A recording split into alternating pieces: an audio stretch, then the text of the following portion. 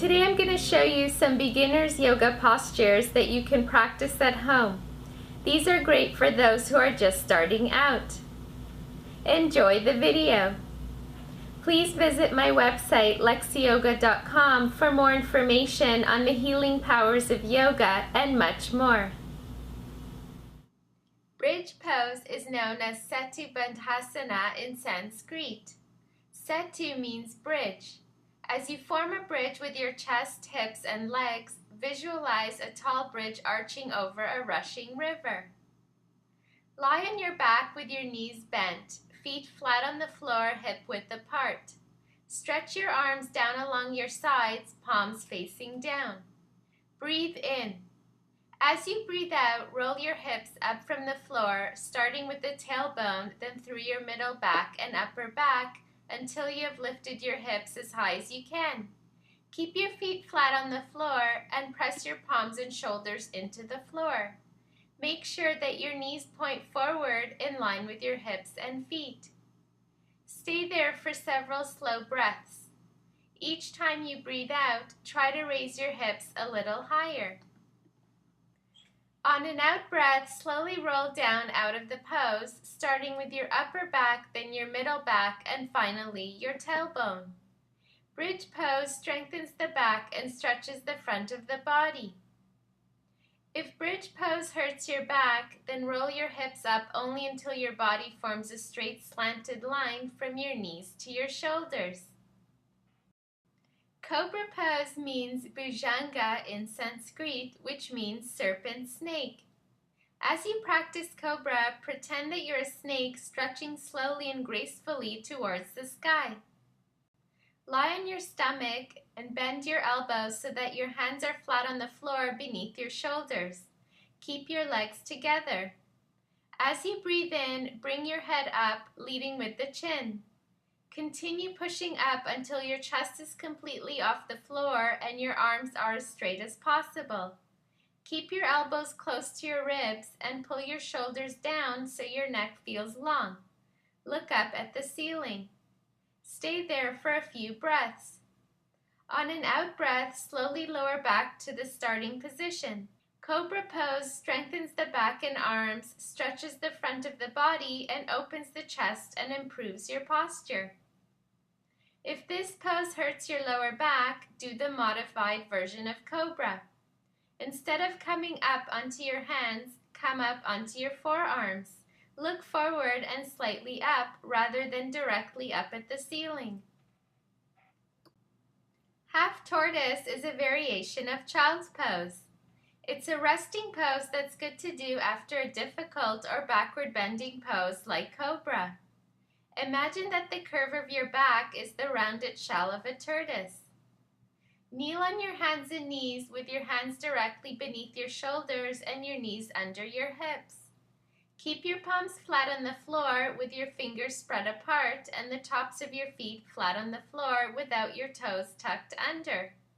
Keep your back flat so that it's parallel to the floor. Don't raise your head. Keep the back of your neck in line with your back so that you form a straight line from your tailbone to the top of your head. Breathe in. As you breathe out, push your hips back and sit with the bottom resting on your heels. Rest your head on the floor. Keep your arms stretched out in front of you, palms flat on the floor, and let your whole body relax. Stay there for several breaths. Half tortoise stretches the arms, back, and shoulders and massages the stomach and pelvic area. If your knees feel uncomfortable, put a cushion under them. If they hurt, don't do the pose. Do the cat pose instead. Have you ever seen a cat arching and stretching after a nap? In this pose, you stretch like a lazy cat. Kneel on your hands and knees with your hands directly beneath your shoulders and your knees under your hips. Keep your palms flat on the floor with your fingers spread apart and the tops of your feet flat on the floor without your toes tucked under. Keep your back flat so that it's parallel to the floor. Don't raise your head. Keep the back of your neck in line with your back so that you form a straight line from your tailbone to the top of your head. Breathe in. As you breathe out, curve your back over so it is as rounded as possible. Your tailbone is tucked under and your head is dropped down. Imagine that you are curving the front of your body over a big ball. Stay in this position for a few breaths. Breathing in, arch upward so that the top of your head and your tailbone are pointing at the ceiling and your back is dropped in a curve. Now imagine that the ball is resting on top of your back, in the curve your back is making. Try to make your waist long and draw your shoulders away from your neck. Stay there for a few breaths. Return to the starting position. Cat pose makes the spine and pelvis more flexible. It tones the front of the body and builds strength in the arms. The cat is also a great warm-up. Instead of holding in each position, keep it moving, arching upward on the in-breath and downwards on the out-breath. Do 8 sets. A set is 1 downward arch and 1 upward arch. Child's pose, Balasana, is an excellent resting posture to do after a difficult or backward bending pose or one that works the arms and shoulders like downward dog. Bala means child, and Balasana gets its name from the fact that some babies sleep in this position. So go back a few years and pretend that you're a snoozing baby. Kneel on your hands and knees with your hands directly beneath your shoulders and your knees under your hips. Keep your palms flat on the floor with your fingers spread apart and the tops of your feet flat on the floor without your toes tucked under. Keep your back flat so that it is parallel to the floor. Breathe in.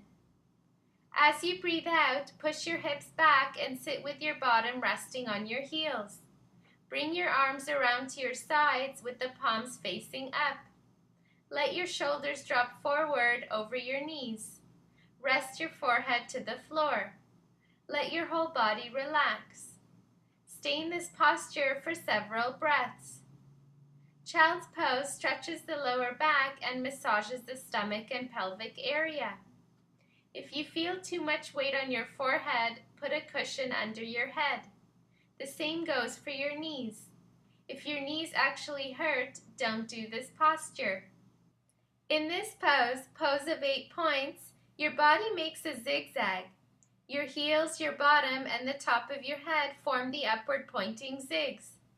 Lie on your stomach with your palms flat on the floor beneath your shoulders and your forehead resting on the floor. Breathe in. Breathing out, tuck your toes under, lift your bottom into the air, and raise your head. You should be resting on 8 parts of your body: your toes, your knees, your chest, your chin, and your hands. Your knees and elbows are bent, your bottom is lifted, your back is arched, and your head is raised. As you lift your bottom, your knees will move forward slightly on the floor. Stay there for a few breaths. On an out breath, untuck your toes, lower your stomach, and return to the starting position. This pose stretches the stomach and strengthens the lower back. If this hurts your knees, put cushioning under them. Sukha means joy or pleasure, and Sukhasana, seated twist, is the easiest of the seated postures. This version adds a twist to spice things up. As you twist around, visualize a barber's pole with colored stripes twisting around and up to help you sit taller and twist around farther. With your legs crossed, sit as tall and straight as you can. Pull your shoulders back and down and stack your head over your neck and pull your chin in slightly so that it's parallel with the floor. Let your hands rest on your legs. Breathe in. As you breathe out, twist your upper body, including your arms and head, to the right, but keep your hips facing front. Let your left hand hang over your left knee and put your right palm flat on the floor behind you. Look over your right shoulder. Stay there for several breaths. With each out breath, try to sit up taller and twist around farther. Slowly come out of the twist, cross your legs the other way, and repeat the twist in the opposite direction. Seated twist stretches the waist and neck and strengthens the muscles of the chest, back, and shoulders. If you find it hard to sit tall or to let your legs fall open, sit on a small pillow or folded blanket, or do it in any other seated position if you can. You can also do it in lotus or half lotus position as well. No, you don't have to be dead to do corpse pose. This is the classic position for yoga relaxation. As you do corpse pose, imagine that you can float above your body and look down at yourself. See yourself in a state of complete rest with every muscle relaxed. Lie on your back with your legs stretched out and slightly apart and your arms comfortably at your sides, palms facing up. You may want to put a rolled up towel under your knees, as this will help your lower back press gently onto the floor. Close your eyes. Mentally check your whole body from your toes to the top of your head. Note any stress, tension, or fatigue. Take a few breaths, and as you breathe out, let your stress and tension float out and away. Breathe slowly and smoothly. Do belly breathing, but instead of pushing your breath out, just let it flow out easily. Don't worry about emptying your lungs. Simply breathe and try to let every muscle relax and melt into the floor. Come out of the relaxation slowly and gently. Don't get up fast. If you do, you may get dizzy. Open your eyes, roll onto your side and sit up, then stand slowly. Corpse pose relaxes tighter, tired muscles and restores energy and refreshes you. The only danger in doing the corpse pose is that you might fall asleep.